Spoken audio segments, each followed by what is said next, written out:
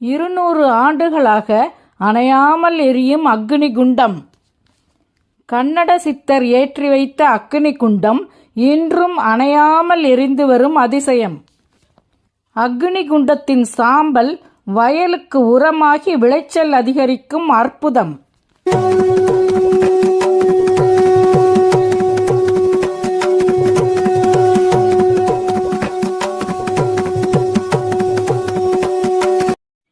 கள்ளக்குறிச்சி கச்சிராபாளையம் அருகே மாதவச்சேரி என்னும் செல்லியம்பாளையத்தில் கன்னட சித்தர் சங்கிலி சுவாமிகளின் ஜீவசமாதி கோவிலில்தான் அக்கினி குண்டம் தொடர்ந்து எரிந்து வருகிறது.